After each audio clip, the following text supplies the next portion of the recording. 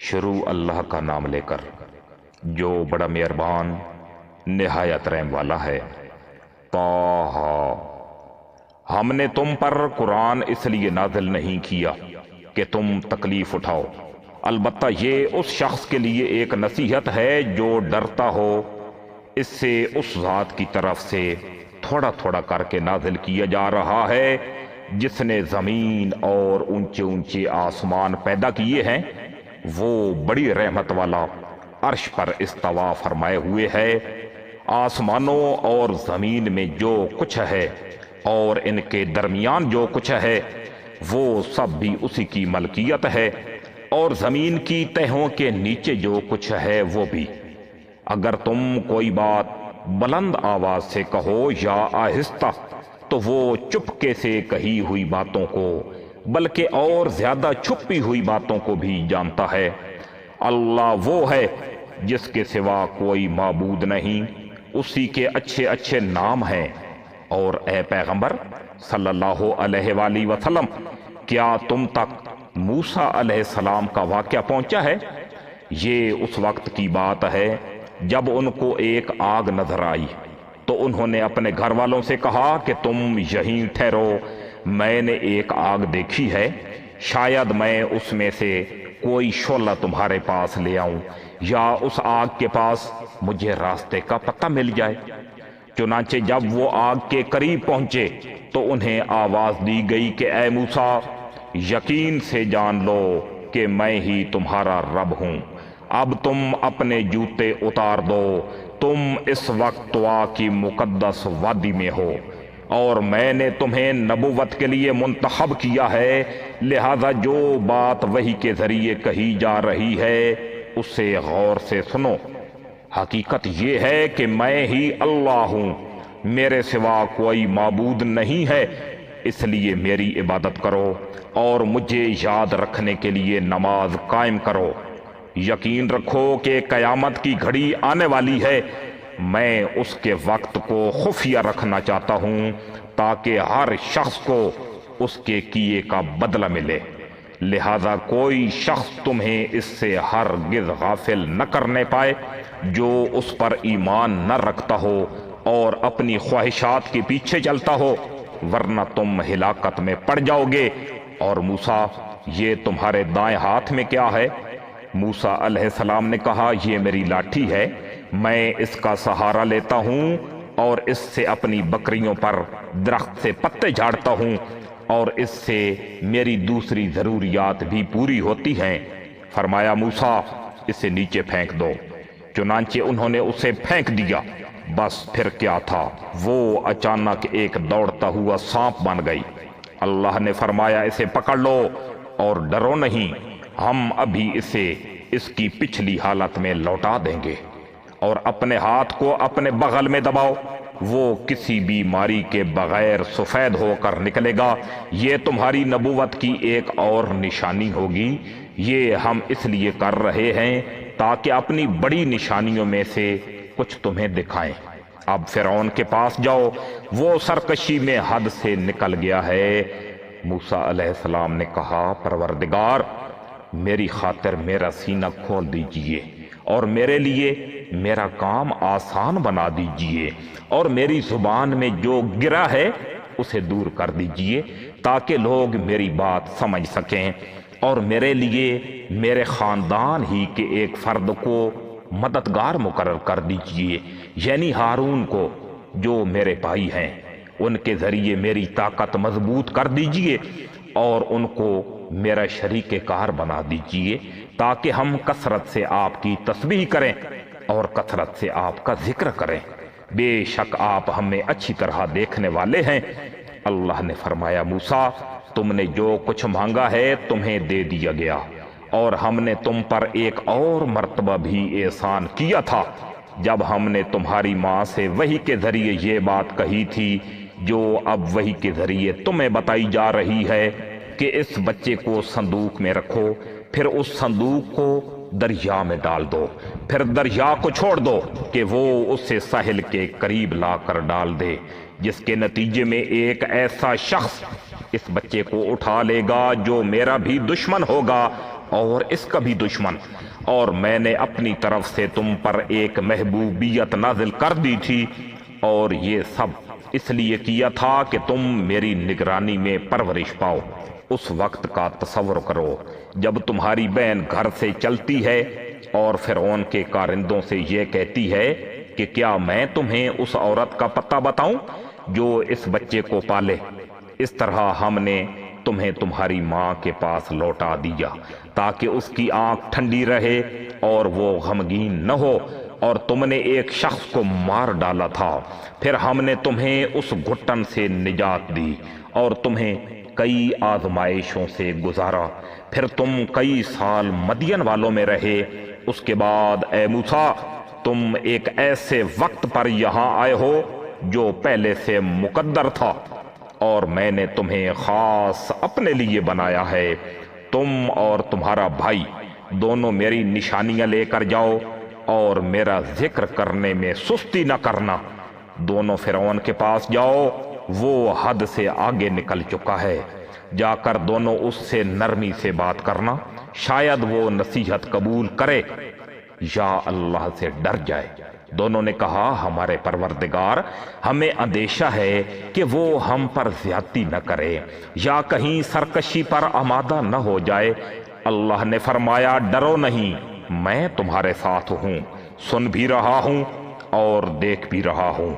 اب اس کے پاس جاؤ اور کہو کہ ہم دونوں تمہارے رب کے پیغمبر ہیں، اس لیے بنو اسرائیل کو ہمارے ساتھ بھیج دو اور انہیں تکلیفیں نہ پہنچاؤ۔ ہم تمہارے پاس تمہارے رب کی طرف سے نشانی لے کر آئے ہیں، اور سلامتی اسی کے لیے جو ہدایت کی پیروی کرے۔ ہم پر یہ وحی نازل کی گئی ہے کہ عذاب اس کو ہوگا جو حق کو جھٹلائے اور منہ موڑے۔ یہ ساری باتیں سن کر فرعون نے کہا موسیٰ، تم دونوں کا رب کون؟ موسیٰ علیہ السلام نے کہا ہمارا رب وہ ہے جس نے ہر چیز کو وہ بناوٹ عطا کی جو اس کے مناسب تھی، پھر اس کی رہنمائی بھی فرمائی۔ فرعون بولا اچھا پھر ان قوموں کا کیا معاملہ ہے جو پہلے گزر چکی ہیں؟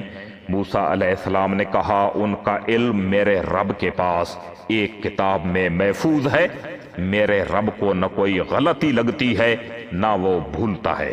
یہ وہ ذات ہے جس نے زمین کو تمہارے لیے فرش بنا دیا اور اس میں تمہارے لیے راستے بنائے اور آسمان سے پانی برسایا، پھر ہم نے اس کے ذریعے طرح طرح کی مختلف نباتات نکالی، خود بھی کھاؤ اور اپنے مویشیوں کو بھی چراؤ۔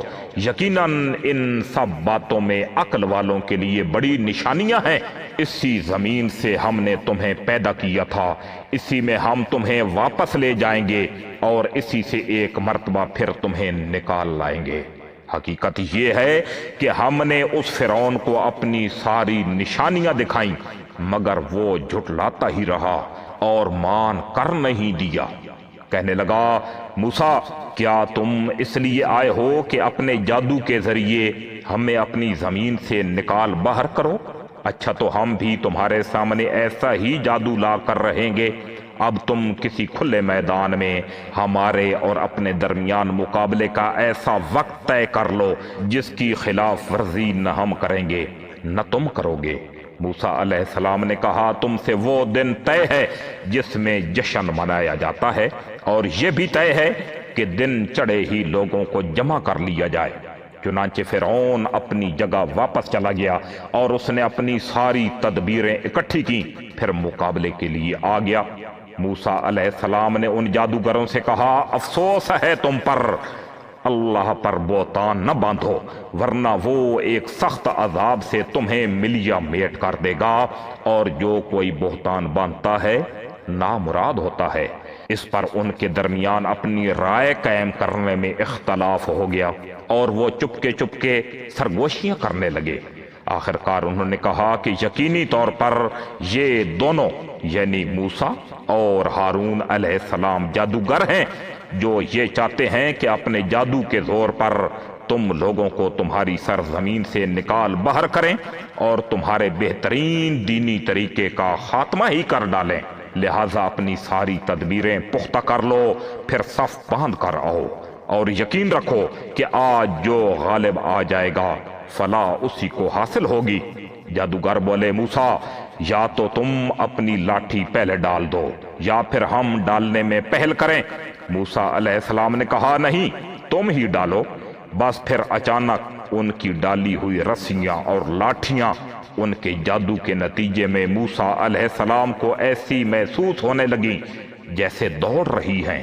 اس پر موسیٰ علیہ السلام کو اپنے دل میں کچھ خوف محسوس ہوا۔ ہم نے کہا ڈرو نہیں، یقین رکھو کہ تم سر بلند رہو گے، اور جو لاٹھی تمہارے دائیں ہاتھ میں ہے اسے زمین پر ڈال دو۔ ان لوگوں نے جو کاریگری کی ہے وہ ان سب کو نگل جائے گی۔ ان کی ساری کاریگری ایک جادو کے کرتب کے سوا کچھ نہیں، اور جادوگر چاہے کہیں چلا جائے اسے فلاح نصیب نہیں ہوتی۔ چنانچہ یہی ہوا اور سارے جادوگر سجدے میں گرا دیے گئے، کہنے لگے ہم ہارون اور موسیٰ کے رب پر ایمان لے آئے۔ فرعون بولا تم ان پر میرے اجازت دینے سے پہلے ہی ایمان لے آئے؟ مجھے یقین ہے کہ یہ موسیٰ تم سب کا سرغنہ ہے جس نے تمہیں جادو سکھلایا ہے۔ اب میں نے بھی پکا ارادہ کر لیا ہے کہ تمہارے ہاتھ پاؤں مخالف سمتوں سے کاٹوں گا اور تمہیں کھجور کے تنوں پر سولی چڑھاؤں گا، اور تمہیں یقیناً پتہ لگ جائے گا کہ ہم دونوں میں سے کس کا عذاب زیادہ سخت اور دیر پا ہے۔ جادوگروں نے کہا قسم اس ذات کی جس نے ہمیں پیدا کیا ہے، ہمارے سامنے جو روشن نشانیاں آ گئی ہیں ان پر ہم تمہیں ہرگز ترجیح نہیں دے سکتے۔ اب تمہیں جو کچھ کرنا ہو کر لو۔ تم جو کچھ بھی کرو گے اسی دنیاوی زندگی کے لیے ہوگا۔ ہم تو اپنے رب پر ایمان لا چکے ہیں تاکہ وہ ہمارے گناہوں کو بھی بخش دے اور جادو کے اس کام کو بھی جس پر تم نے ہمیں مجبور کیا، اور اللہ ہی سب سے اچھا اور ہمیشہ باقی رہنے والا ہے۔ حقیقت یہ ہے کہ جو شخص اپنے پروردگار کے پاس مجرم بن کر آئے گا اس کے لیے جہنم ہے جس میں نہ وہ مرے گا اور نہ جیے گا، اور جو شخص اس کے پاس مومن بن کر آئے گا جس نے نیک عمل بھی کیے ہوں گے تو ایسے ہی لوگوں کے لیے بلند درجات ہیں۔ وہ ہمیشہ رہنے والے باغات جن کے نیچے سے نہریں بہتی ہوں گی جن میں وہ ہمیشہ رہیں گے، اور یہ صلہ ہے اس کا جس نے پاکیزگی اختیار کی۔ اور ہم نے موسیٰ علیہ السلام پر وحی بھیجی کہ تم میرے بندوں کو لے کر راتوں رات روانہ ہو جاؤ، پھر ان کے لیے سمندر میں ایک خشک راستہ اس طرح نکال لینا کہ نہ تمہیں دشمن کے آ پکڑنے کا اندیشہ رہے اور نہ کوئی اور خوف ہو۔ چنانچہ فرعون نے اپنے لشکروں سمیت ان کا پیچھا کیا تو سمندر کی جس خوفناک چیز نے اسے ڈھانپا وہ انہیں ڈھانپ کر ہی رہی، اور فرعون نے اپنی قوم کو برے راستے پر لگایا اور انہیں صحیح راستہ نہ دکھایا۔ اے بنی اسرائیل، ہم نے تمہیں تمہارے دشمن سے نجات دی اور تم سے کوہ طور کے دائیں جانب آنے کا وعدہ ٹھہرایا، اور تم پر من و سلوہ نازل کیا۔ جو پاکیزہ رزق ہم نے تمہیں عطا کیا ہے اس میں سے کھاؤ اور اس میں سرکشی نہ کرو جس کے نتیجے میں تم پر میرا غضب نازل ہو جائے، اور جس کسی پر میرا غضب نازل ہو جاتا ہے وہ تباہی میں گر کر رہتا ہے۔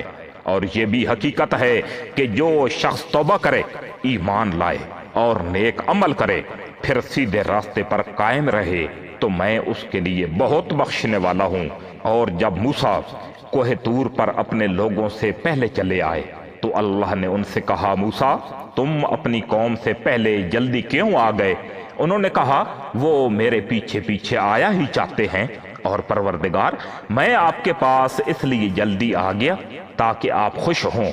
اللہ نے فرمایا پھر تمہارے آنے کے بعد ہم نے تمہاری قوم کو فتنے میں مبتلا کر دیا ہے اور انہیں سامری نے گمراہ کر ڈالا ہے۔ چنانچہ موسیٰ علیہ السلام غم و غصے میں بھرے ہوئے اپنی قوم کے پاس واپس لوٹے، کہنے لگے میری قوم کے لوگوں، کیا تمہارے پروردگار نے تم سے ایک اچھا وعدہ نہیں کیا تھا؟ تو کیا تم پر کوئی بہت لمبی مدت گزر گئی تھی، یا تم چاہتے ہی یہ تھے کہ تم پر تمہارے رب کا غضب نازل ہو جائے اور اس وجہ سے تم نے مجھ سے وعدہ خلافی کی؟ کہنے لگے ہم نے اپنے اختیار سے آپ کے وعدے کی خلاف ورزی نہیں کی، بلکہ ہوا یہ کہ ہم پر لوگوں کے زیورات کے بوجھ لدے ہوئے تھے، اس لیے ہم نے انہیں پھینک دیا۔ پھر اسی طرح سامری نے کچھ کر ڈالا اور لوگوں کے سامنے ایک بچڑا بنا کر نکال لایا۔ ایک جسم تھا جس میں سے آواز نکلتی تھی۔ لوگ کہنے لگے کہ یہ تمہارا معبود ہے اور موسیٰ کا بھی معبود ہے، مگر موسیٰ بھول گئے ہیں۔ بھلا کیا انہیں یہ نظر نہیں آ رہا تھا کہ وہ نہ ان کی بات کا جواب دیتا تھا اور نہ ان کو کوئی نقصان یا فائدہ پہنچا سکتا تھا؟ اور ہارون علیہ السلام نے ان سے پہلے ہی کہا تھا کہ میری قوم کے لوگوں، تم اس بچڑے کی وجہ سے فتنے میں مبتلا ہو گئے ہو، اور حقیقت میں تمہارا رب تو رحمان ہے، اس لیے تم میرے پیچھے چلو اور میری بات مانو۔ وہ کہنے لگے کہ جب تک موسیٰ واپس نہ آ جائیں ہم تو اسی کی عبادت پر جمے رہیں گے۔ موسیٰ علیہ السلام نے واپس آ کر کہا، ہارون، جب تم نے دیکھ لیا تھا کہ یہ لوگ گمراہ ہو گئے ہیں تو تمہیں کس چیز نے روکا تھا کہ تم میرے پیچھے چلے آتے؟ بھلا کیا تم نے میری بات کی خلاف ورزی کی؟ ہارون علیہ السلام نے کہا، میری ماں کے بیٹے، میری داڑھی نہ پکڑو اور نہ میرا سر۔ حقیقت میں مجھے یہ اندیشہ تھا کہ تم یہ کہو گے کہ تم نے بنی اسرائیل میں تفرقہ ڈال دیا اور میری بات کا پاس نہیں کیا۔ موسیٰ علیہ السلام نے کہا، اچھا تو سامری، تجھے کیا ہوا تھا؟ وہ بولا، میں نے ایک ایسی چیز دیکھ لی تھی جو دوسروں کو نظر نہیں آئی تھی، اس لیے میں نے رسول کے نقش قدم سے ایک مٹھی اٹھا لی اور اسے بچھڑے پر ڈال دیا، اور میرے دل نے مجھے کچھ ایسا ہی سمجھایا۔ موسیٰ علیہ السلام نے کہا، اچھا تو جا، اب زندگی بھر تیرا کام یہ ہوگا کہ تو لوگوں سے یہ کہا کرے گا کہ مجھے نہ چھونا، اور اس کے علاوہ تیرے لیے ایک وعدے کا وقت مقرر ہے جو تجھ سے ٹلایا نہیں جا سکتا، اور دیکھ اپنے اس جھوٹے معبود کو جس پر تو جمع بیٹھا تھا، ہم اسے جلا ڈالیں گے اور پھر اس کی راکھ کو چورا چورا کر کے سمندر میں بکھیر دیں گے۔ حقیقت میں تم سب کا معبود تو بس ایک ہی اللہ ہے جس کے سوا کوئی معبود نہیں، اس کا علم ہر چیز کا احاطہ کیے ہوئے ہے۔ اے پیغمبر صلی اللہ علیہ وآلہ وسلم، ماضی میں جو حالات گزرے ہیں ان میں سے کچھ واقعات ہم اسی طرح تم کو سناتے ہیں، اور ہم نے تمہیں خاص اپنے پاس سے ایک نصیحت نامہ عطا کیا ہے۔ جو لوگ اس سے منہ موڑیں گے تو وہ قیامت کے دن بڑا بھاری بوجھ لادے ہوں گے جس کے عذاب میں وہ ہمیشہ رہیں گے، اور قیامت کے دن ان کے لیے یہ بدترین بوجھ ہوگا جس دن سور پھونکا جائے گا، اور اس دن ہم سارے مجرموں کو گھیر کر اس طرح جمع کریں گے کہ وہ نیلے پڑے ہوں گے، آپس میں سرگوشیاں کر رہے ہوں گے کہ تم قبروں میں یا دنیا میں 10 دن سے زیادہ نہیں ٹھہرے۔ جس بارے میں وہ باتیں کریں گے اس کی حقیقت ہمیں خوب معلوم ہے، جبکہ ان میں سے جس کا طریقہ سب سے بہتر ہوگا وہ کہے گا کہ تم ایک دن سے زیادہ نہیں ٹھہرے، اور لوگ تم سے پہاڑوں کے بارے میں پوچھتے ہیں کہ قیامت میں ان کا کیا بنے گا۔ جواب میں کہہ دو کہ میرا پروردگار ان کو دھول کی طرح اڑا دے گا، اور زمین کو ایسا ہموار چٹیل میدان بنا کر چھوڑے گا کہ اس میں تمہیں نہ کوئی بل نظر آئے گا نہ کوئی ابھار۔ اس دن سب کے سب منادی کے پیچھے اس طرح چلے آئیں گے کہ اس کے سامنے کوئی ٹیڑھ نہیں دکھا سکیں گے، اور خدائے رحمان کے آگے تمام آوازیں دب کر رہ جائیں گی، چنانچہ تمہیں پاؤں کی سرسراہٹ کے سوا کچھ سنائی نہیں دے گا۔ اس دن کسی کی سفارش کام نہیں آئے گی سوائے اس شخص کی سفارش کے جس سے خدائے رحمان نے اجازت دے دی ہو اور جس کے بولنے پر وہ راضی ہو۔ وہ لوگوں کی ساری اگلی پچھلی باتوں کو جانتا ہے، اور وہ اس کے علم کا احاطہ نہیں کر سکتے، اور سارے کے سارے چہرے حی و قیوم کے آگے جھکے ہوں گے، اور جو کوئی ظلم کا بوجھ لاد کر لایا ہوگا نامراد ہوگا، اور جس نے نیک عمل کیے ہوں گے جبکہ وہ مومن بھی ہو تو اس سے نہ کسی زیادتی کا اندیشہ ہوگا نہ کسی حق تلفی کا۔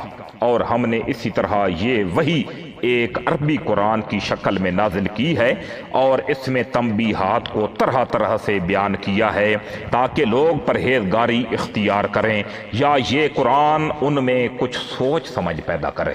ایسی ہی اونچی شان ہے اللہ کی جو سلطنت کا حقیقی مالک ہے۔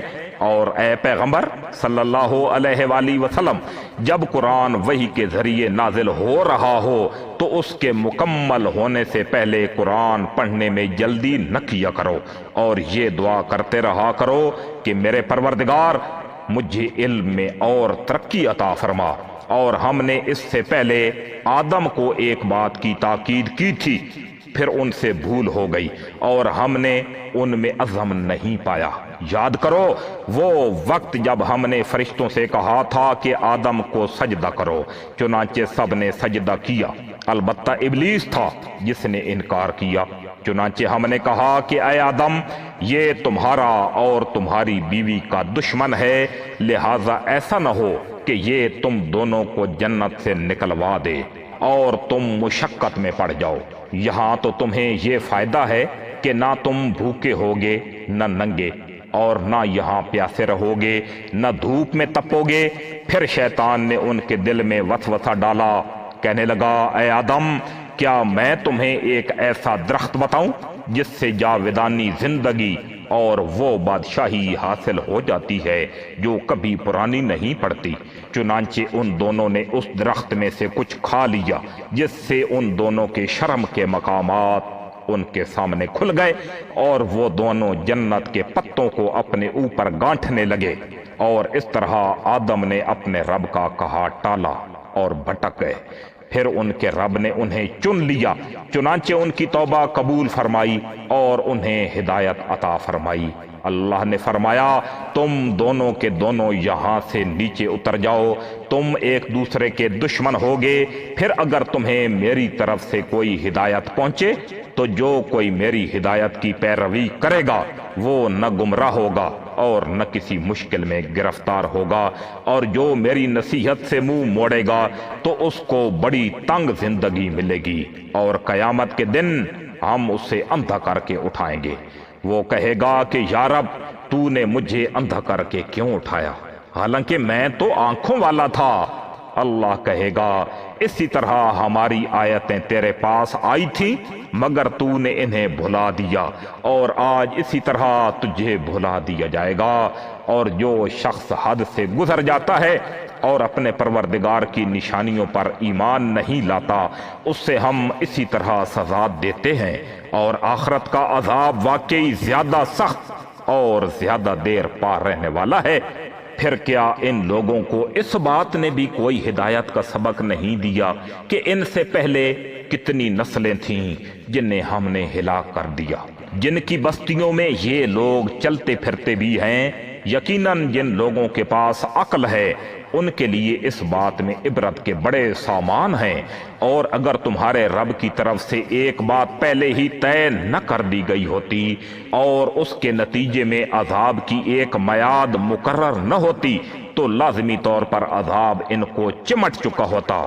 لہذا اے پیغمبر صلی اللہ علیہ وآلہ وسلم، یہ لوگ جو باتیں کرتے ہیں تم ان پر صبر کرو، اور سورج نکلنے سے پہلے اور اس کے غروب ہونے سے پہلے اپنے رب کی تسبیح اور حمد کرتے رہو، اور رات کے اوقات میں بھی تسبیح کرو اور دن کے کناروں میں بھی، تاکہ تم خوش ہو جاؤ اور دنیاوی زندگی کی اس بہار کی طرف آنکھیں اٹھا کر بھی نہ دیکھو جو ہم نے ان کافروں میں سے مختلف لوگوں کو مزے اڑانے کے لیے دے رکھی ہے، تاکہ ہم ان کو اس کے ذریعے آزمائیں۔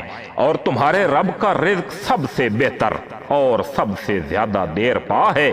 اور اپنے گھر والوں کو نماز کا حکم دو اور خود بھی اس پر ثابت قدم رہو۔ ہم تم سے رزق نہیں چاہتے، رزق تو ہم تمہیں دیں گے، اور بہتر انجام تقوی ہی کا ہے۔ اور یہ لوگ کہتے ہیں کہ یہ نبی صلی اللہ علیہ وآلہ وسلم ہمارے پاس اپنے رب کی طرف سے کوئی نشانی کیوں نہیں لے آتے؟ بھلا کیا ان کے پاس پچھلے آسمانی صحیفوں کے مضامین کی گواہی نہیں آ گئی؟ اور اگر ہم اس قرآن سے پہلے ان کو کسی عذاب سے ہلاک کر دیتے تو یہ لوگ کہتے کہ ہمارے پروردگار آپ نے ہمارے پاس کوئی پیغمبر کیوں نہیں بھیجا تاکہ ہم ذلیل اور رسوا ہونے سے پہلے آپ کی آیتوں کی پیروی کرتے۔ اے پیغمبر صلی اللہ علیہ وآلہ وسلم، ان سے کہہ دو کہ ہم سب انتظار کر رہے ہیں، لہذا تم بھی انتظار کرو، کیونکہ ان قریب تمہیں پتہ چل جائے گا کہ سیدھے راستے والے لوگ کون ہیں اور کون ہیں جو ہدایت پا گئے ہیں۔